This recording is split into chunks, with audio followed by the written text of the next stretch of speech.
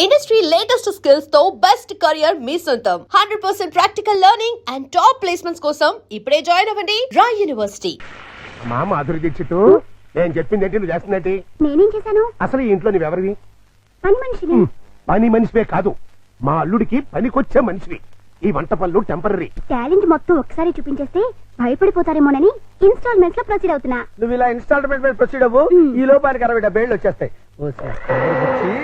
నువ్వు ఈ మిక్సీ పనులు ఆపేసి ఆ పనులు మొదలెట్టు. అదిగో కార్ సౌండ్ వచ్చింది, అల్లుడు గారు వచ్చేట్టున్నారు. నువ్వు ముందు పనులు వెళ్ళిపో.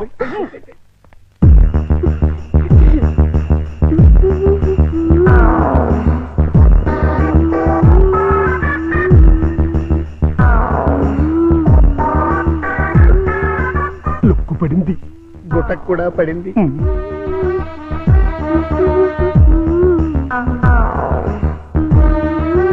వాతావరణంలో మార్పు వచ్చింది, పెనుగాళ్ళు కూడా వేస్తుంది. వాయుగుండం ఏర్పడింది, తుఫాను చెలరేగింది.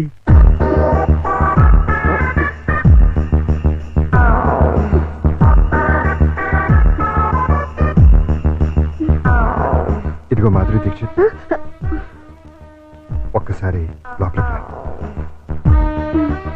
తుఫాను తీరాన్ని తాకేసింది. ఇంకా వరదలే వరదలు. ఏంటి, ఎక్కడికి వెళ్తున్నారు? ఇమాజినేషన్ లోకి. అయితే నేను వస్తా, ఇద్దరం కలిసి వెళ్దాం. ఒకసారి కలిసి వస్తా. అంతే, పద పద. చి చి చి చి చి చి చి. మాధురి, వర్షం తగ్గిందా? వరదలు తగ్గాయా? వరద లేదు, బురద లేదు. అదేంటి? మాడాకన్నా 3 తెప్పించొచ్చు కానీ మీ అల్లుడి గారికి మాత్రం 3 తెప్పించలేవు. ఆయన నేనే కాదు, డాక్టర్ సమరం గారు కూడా బాగు చేయలేరు. అంటే లోపల ఏం జరగలేదా? చాలా జరిగింది. ఏం జరిగింది? నా ఫిగర్ చూసారు, లోపలికి ఫిగర్. అంతవరకు మేము ఫాలో అయ్యాం. ఆ తర్వాత ఏం జరిగింది? దగ్గరికి రమ్మన్నారు, వెళ్ళాను. తర్వాత షర్ట్ పైకెత్తాను, నెక్స్ట్ లుంగి లూజ్ చేశాను. లుంగి ఏంటన్నా? తర్వాత లోపల నుంచి మొలతాడు తీసాను. మొదటి తిప్పేంటి? అవును, మొలతాడు తిరిగేందుకు? దానికున్న పిన్నీస్ తీసి నా చేతిలో పెట్టి బయట జారిపోతుంది పెట్టుకో అన్నారు. ఈ టాలెంట్ ఇంకెవరికైనా చూపించుంటే ఈ పాటికి ఇల్లాలనే నెల తప్పేదాన్ని. వస్తా. ఇదిగో మాధురి, మాధురి, మాధురి, ఇదేంట్రా కదెట్ట అడ్డం తిరిగింది?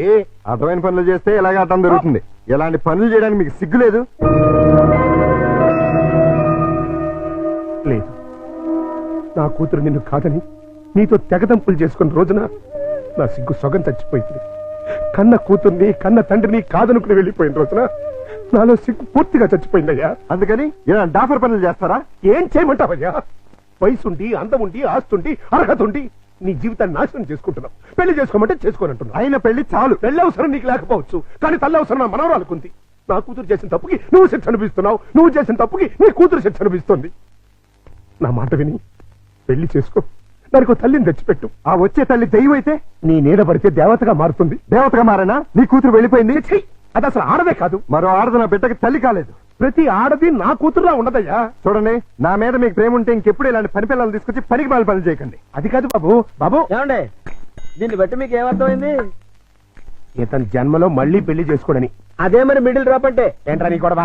అల్లుడు గారు వెళ్లే ముందు డైలాగ్ వేసారు, దాన్ని మీరు క్యాచ్ చేయలేదు. ఏంటది? నా మీద మీకు నిజంగా ప్రేమ ఉంటే ఇలాంటి పని మనుషులు తీసుకొచ్చి పనికి మాలి పనులు చేయకండి అన్నారు. అంటే దాని మీనింగ్ ఏంటి? ఏంటి? సంసార పక్షంగా ఉన్న వాళ్ళని తీసుకొస్తే నేను ఒప్పుకుంటానని ఇండైరెక్ట్ గా చెప్పేశారనమాట. అలాగా? అయితే పద, అల్లుడు లెవెల్కి తగ్గ సంబంధం తీసుకొద్దాం. పద.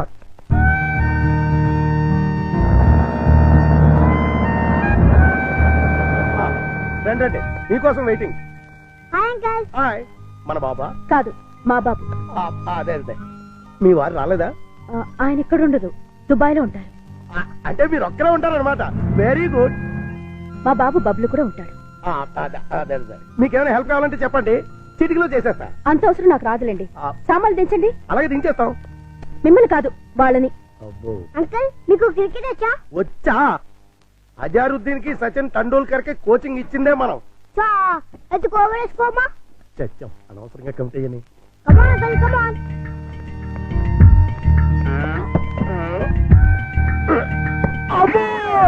గట్టిగా తగిలిందా అంకల్? అబే పూల మెత్తగా తగిలింది.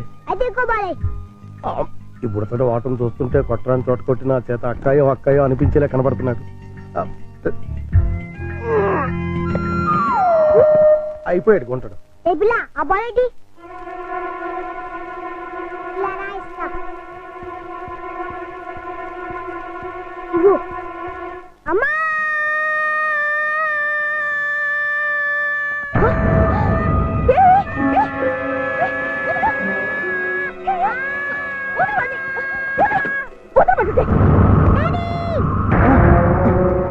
ఏంటమ్మా ఏమైంది? అన్నం తోసేసింది. ఎవతది? ఓహో నువ్వా? ఆహా తమరి కూతురా? మా పాపను ఎందుకు తోసావు? మా బాబుని కొరికినందుకు. కొరికితే తోసేస్తావా? లేకపోతే ముద్దెట్టుకుంటారా? అసలు నేను లోపలికి ఎవరు రానిచ్చారు? ఈ అమ్మాయి ఎవరో కాదు, ఆ. ఇప్పుడే మీ ఎదురింట్లో అద్దెకి దిగింది. వాట్? ఎదురిల్లు దీనికి అతికిచ్చారా? నా పర్మిషన్ లేకుండా నాకు చెప్పకుండా దీనికి ఎందుకు ఇచ్చారు? ఇదిగో దానికి దీనికి అంటే మర్యాద దక్కదు. అయినా ఆయన ఇల్లు అద్దెకించుకోవడానికి నీ బోర్డు పర్మిషన్ ఎవరికి కావాలి? మరే అసలు నువ్వు ఇక్కడున్నావని తెలుసుంటే చచ్చిన ఇక్కడికి వచ్చేదాన్ని కాదు. ఇప్పుడు తెలిసిందిగా వెళ్ళా. నువ్వు వెళ్ళమంటే నేను ఎందుకు వెళ్తాను? అయితే ఇక్కడే ఉంటానంటావు. Yes. అయితే జాగ్రత్తగా విను. ఇక మీదట నువ్వు గాని మీ అబ్బాయి గాని నా జోలికి నా పాప జోలికి వచ్చారంటే బ్రతుకు వంకాయ అయిపోతుంది. నాది కూడా సేమ్ డైలాగ్. ఛీ! ఇదిగో ఇలా పట్టుకుని ఇలా ఇలా ఆడాలి. ఏదాడు? ఏయ్ పప్పి, బుద్ధి లేకుండా సిగ్గులేని వాళ్ళతో ఆటలేంటి? సిగ్గులేని వాళ్ళు మేం కాదు మీరు. ఏయ్, పావే రాక్షసి. పోరా రాక్షస. పచ్చి. రావే పప్పి. రా బబ్లు. మమ్మీ ఆ? డాడీ పా, పా. నువ్వు రావే. హలో, ఇల్లు ఆ. మారిపోతున్నారు. ఓ అయ్యో అయ్యో ఇంకొక నేను బయటికి. ఇంకొక ఎవరో బయట. ఆ? అయ్యో బంగారం లాంటి గిన్నె ఎలా తచ్చున్నాడు చూడు. స్టూపిడ్. ఈ క్యారెక్టర్స్ చూస్తుంటే ఏదో ఫ్లాష్ బ్యాక్ స్టోరీ ఉన్నట్టు అనిపిస్తుంది. చూద్దాం. ఆ, అల్లుడు గారు వచ్చేసారు. మ్యాటర్ లీకేజ్ అవ్వకుండా లోపలికి తీసుకు. అలాగే. ఏంటి అర్జెంట్ గా రమ్మని ఫోన్ చేసావు? ఏమైంది? చాలా ఘోరం జరిగిపోయింది బాబు. లోపల రా చెప్తాను. నమస్కారం, కూర్చోండి. వీరే మా అల్లుడు. ఇప్పటి వరకు ఆయన కల్లుడు, ఇక్కడి నుంచి మీ కల్లుడు. ఆ అమ్మాయిని తీసుకురండి. అలాగే. అమ్మాయి ఏంటి, అల్లుడు ఏంటి? నన్ను క్షమించలుడు. పెళ్లి చూపులంటే రావని ఫోన్లో అబద్ధం చెప్పి రప్పించాను. పెళ్లి చూపులా? నీకెన్నిసార్లు చెప్పద్దు? తిట్టద్దు. మీకంతగా తిట్టాలనుకుంటే సెపరేట్ గా ప్రోగ్రామ్ పెట్టి తిరుగుతాం. రామ్మా, అదేనండి మా అమ్మాయి. కూర్చాలుడు. అమ్మాయికి వంట వరపు బాగా వచ్చు. చదువుకున్న పిల్ల, బుద్ధిమంతురాలు. అన్నిటికీ మించి మన పాపని తన పాపలా చూసుకుంటుంది. మిగిలిన విషయాలని మేము మాట్లాడేసుకున్నావు. నువ్వు అంటే ముహూర్తం పెట్టిచ్చేస్తా. నీ పేరేంటి? శారద. నీ వయసు ఎంత? 16 సంవత్సరాలు. 16 ఏళ్ల వయసులో శ్రీదేవి టైప్ అన్నమాట. నార్మే. నా వయసు 32 సంవత్సరాలు. నీకంటే 16 ఏళ్ల పెద్దవాడిని. మనిషి సగటు జీవితం 60 ఏళ్ళైతే నీకు 44 వచ్చేసరికి నేను చచ్చిపోతాను. ఆ తర్వాత నువ్వు 16 ఏళ్ళు విడోగా బ్రతకాలి. నాకు పెళ్లి కొత్త కాదు, పెళ్ళాం కొత్త కాదు, శోభనం కొత్త కాదు. పైగా 5 ఏళ్ల కూతురుంది. ఇప్పుడు చెప్పు, నన్ను చేసుకోవడం నీకు ఇష్టమా? దాని ఇష్టమే ఉంది బాబు, మేము ఒప్పుకున్నాగా. నాకు కట్నం ఎంత ఇద్దాం అనుకుంటున్నారు? డబ్బు బంగారం కలిపి 5 లక్షల దాకా ముట్ట చూద్దాం బాబు. 5 లక్షల కట్నం ఇవ్వగల స్తోమత ఉంది. అమ్మాయికి చక్కటి అందం ఉంది, చదువు ఉంది, మంచి భార్య కాగల లక్షణం ఉంది. ఇన్ని ఉండి నాలాంటి సెకండ్ హ్యాండ్ వాడికి కట్టబెడతారా? 16 ఏళ్లకి పెళ్లి చేయటం చట్టవిరుద్ధం. అందులోనూ పెళ్ళాం వదిలేసి నన్ను చేసుకోవటం లోక విరుద్ధం. చిన్నప్పటి నుంచి మీ కూతుర్ని ఎంతో ప్రేమగా చూసుంటారు. ఏది కావంటే అది ఇచ్చుంటారు. ఏ లోటు రాకుండా అపురూపంగా చూసుకుని ఉంటారు. ఇన్ని చేసిన వాళ్ళు ఒక్క జీవిత భాగస్వామి విషయంలోనే ఎందుకండి ఇంత దారుణమైన నిర్ణయాలు తీసుకుంటారు? కూతురంటే గుండెల మీద కుంపటని ఫీల్ అయి ఎవడో ఒకడికి ఇచ్చి కట్టబెట్టి బాధ్యతను తీర్చేసుకోవాలనుకునే మీలాంటి తల్లిదండ్రుల వల్లే పెళ్లిళ్ళు పెటాకులై జీవితాలు నాశనం అవుతుంది. అలాంటిదేం లేదల్లుడు. ఈ పెళ్లి అమ్మాయికి ఇష్టమే. ఖచ్చితంగా ఇష్టం ఉండదు. నాలాంటి పెళ్ళైన బిడ్డ తండ్రిని ఏ కన్న పిల్ల కోరుకోదు. ఆడదానికి కూడా ఒక మనసు ఉంటుంది, ఆశ ఉంటుంది, ఆశయం ఉంటుంది. అది అర్థం చేసుకోకుండా భయపెట్టో బలవంతం పెట్టో పెళ్లి చేస్తే నీ కూతురులానే ఈ కూతురు తయారవుతుంది. మీరు నిజంగా అమ్మాయికి కన్న తండ్రి అయితే బాగా ఆలోచించి తనకు నచ్చిన సంబంధం చేయండి. చేత కాకపోతే చెప్పండి, నేను చేస్తాను.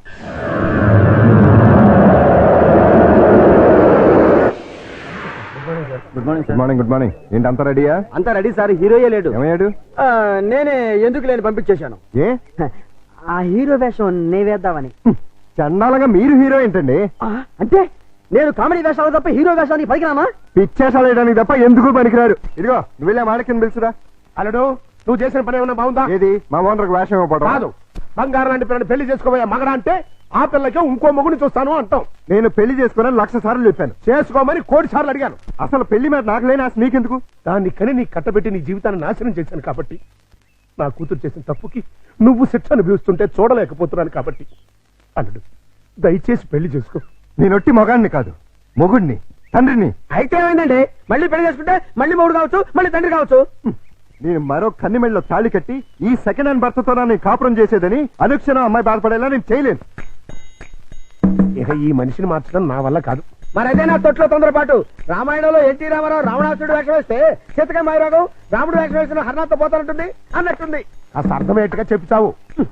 మీరు ఇంకా క్యాచ్ అనమాట. క్యాచ్ చేయడానికి బాలెవరేశారా? మీ అల్లుడు గారు ఆయన చెప్పిన లాస్ట్ లాగేంటి? ఏంటి? నన్నే మెడలో తాళి కడితే ఆ పిల్ల ఇతన్ని సెకండ్ హ్యాండ్ మొగుడిగా ఫీల్ అవుతుందని ఈయన ఫీల్ అవుతున్నారు. అంటే దాని అర్థం ఏంటి? ఏంటి? ఏంటండి కన్ను గారి పిల్లని చూడండి అని. కన్యగాని పిల్ల అంటే ఏదైనా కేసును చూడమనే? మీతో అదే అలాగే విడాకులు తీసుకున్న పిల్లలు చూడండి అని. విడాకులు తీసుకున్న పిల్లలు ఎక్కడ దొరుకుతారా? అమెరికాలో అయితే కుప్పలుగా దొరుకుతారు. ఇండియా సంగతి చెప్పు. ఓ పని చేద్దాం, విడాకుల కేసు కోసం కోర్టుకు వెళ్దాం. మనకి పెళ్ళాలే లేరు, విడాకులు ఎవరిస్తారు? అయ్యి బాబాయ్ జోక్ లేకండి బాబు, లాఫింగ్ చేయలేక చచ్చిపోతున్నాను. అది కాదురా. మూసుకుని నన్ను ఫాలో అవ్వండి. కమా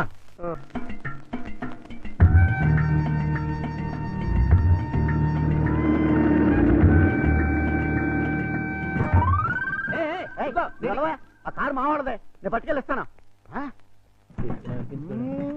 నా బంగారు డిక్కి ఇంకా గేర్ బాక్స్ ఇంజిన్ పడిపోతే ఎంచక్క ఇంజనీర్ లేకుండా కారు తయారు చేసుకోవచ్చు. డాడీ డాడీ ఒకసారి కారు ఆపు. ఏంటమ్మా ఏమైంది? ఏమైనా పడిపోయిందా? అది చూడు. పాపం రక్షాంతి స్కూటరు ట్రబుల్ ఇచ్చినట్టుంది డాడీ. వాళ్ళందరికీ ట్రబుల్ ఇస్తుంటారుగా, అందుకే ట్రబుల్ ఇచ్చుంటుంది. మనం హెల్ప్ చేద్దాం డాడీ. ఏమైంది స్కూటర్కి? బోర్ కొడితే ఆగి చూస్తుంది. జోకు లేకు, ఈ బండికి రిపేర్ అయింది రాక్షస్ అంకుల్, దీంతో చస్తున్నాం. సరే గాని లిఫ్ట్ ఇస్తారండి. మీ లిఫ్ట్లు మెట్లు మాకే అక్కర్లేదు. నేను లిఫ్ట్ ఇస్తానంది నీ పుచ్చంకాయ మొహం చూసి కాదు, మా బబ్లు మొహం చూసి. Thanks uncle. స్కూల్కి లేట్ అయితే వాడిని పనిష్ చేస్తారు. అవును మమ్మీ, దా అంకుల్ కాళ్ళు వెళ్ళిపోదాం. రారా. రాక్షస్ ఆంటీ. బాబు స్కూటర్ కాస్త చూస్తుండు.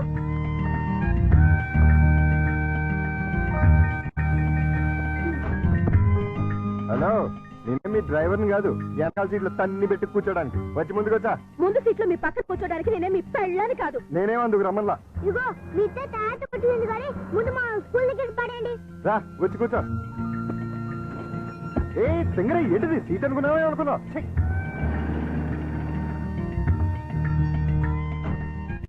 By aunty. Bye bye daddy. Bye puppy. Bye mummy. Bye uncle. Thanks uncle. It's okay Bablu. ఏయ్ ఊపిన చాలే, కారు ఎక్కు. నిన్ను ఓహోలో పడేసి నేను ఆహాకపోతాను. నీ డబ్బా కారు లిఫ్ట్ చాలే, మేము ఆటోలో వెళ్తాం. ఆ చిన్న పిల్లలకున్న కామన్ సెన్స్ కూడా లేదు, కనీసం థ్యాంక్స్ అన్నా చెప్పకుండా పోతున్నావు. అడిగినప్పుడు లిఫ్ట్ ఇస్తే థ్యాంక్స్ చెప్తారు కానీ పీడించి లిఫ్ట్ ఇస్తే థ్యాంక్స్ చెప్పరు. చెప్పా. సక్సెస్, నేనే గెలిచాను. విడాకులు శాంక్షన్ అయిపోయాయి. చూడండి చూడండి, సూపర్ గా చక్కగా ఉంది. మాట్లాడిస్తే అల్లుడు గారికి కరెక్ట్ గా సరిపోతుంది. థ్యాంక్స్ అండి, మీ మేలు జన్మలో మర్చిపోలేం. It's all right. కంగ్రాచులేషన్స్ అమ్మా. థ్యాంక్స్ అండి. మీరు మీతో రిలేషన్షిప్ కలుపుతున్నాను. ఇప్పుడు విడాకులు శాంక్షన్ అయిపోయింది కదా, మళ్ళీ పెళ్లి చేసుకోవచ్చా? తప్పేముంది, తప్పకుండా చేసుకోవచ్చు. బాస్ నువ్వు నాకు బాగా నచ్చావమ్మా. అయితే పద. ఎక్కడికి? నీలాంటి సెకండ్ హ్యాండ్ కోసమే మా అల్లుడు గారు వెయిట్ చేస్తున్నారు. నువ్వు ఒకసారి వచ్చి చూసి అంటే మీ ఇద్దరికి పెళ్లి చేసేసి హనీమూన్ పంపించేస్తా. నాకు పెళ్లి చేసి హనీమూన్ పంపిస్తారా? ఆ. ఏమండి ఒకసారి రండి. ఏంటి జన్సీ? ఈయనెవరు? నా భర్త. ఓహో, ఈయనకేనా నువ్వు విడాకులు ఇచ్చింది? గ్లాడ్ టు మీట్ యు అయ్యా. మీరు మీ ఆవిడ్ని మా అల్లుడికి ఇచ్చి పెళ్లి చేద్దామని వచ్చాం. ఫ్లాష్ బ్యాక్ మర్చిపోయి మీరు కూడా వచ్చి వాళ్ళకి అక్షంతలు వేసి దీవించాలండి. నేను బతికుండగా నా పిల్లని పెళ్లి చేస్తారా? బాతికుంటే మాత్రం ఏంటయ్యా, విడాకులు ఇచ్చేసావు కదా. నేను విడాకులు ఏమిటి వెంటరా విధవా? విడాకులు శాంక్షన్ అయినని ఆవిడే కదా అంది. నేను లాయర్ని, నా క్లయింట్ విడాకులు ఇప్పించాను, ఆ విషయమే చెబుతున్నాను. అలాగా? మీరే ఇంకా విడాకులు తీసుకుని ఫస్ట్ టైప్ అనుకుని అప్పో ఏంటా కొట్టావు? నా పిల్లని పట్టుకుని ఫ్రెష్ అప్ అంటారా? అయితే నీ పెళ్ళం ఫస్ట్ టైప్ కదా. ఏంట్రా నేను ఫ్రెష్ గా కాకుండా వాడేసిన బ్రష్ లా కనపడుతున్నా నీకు? రాస్కెల్.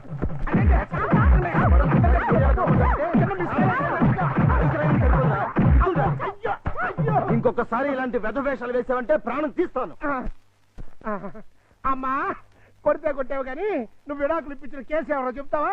అదిగో ఆవిడే. ఆహా. నువ్వా? ఈ వయసులో నీకు విడాకులేంటి తల్లి?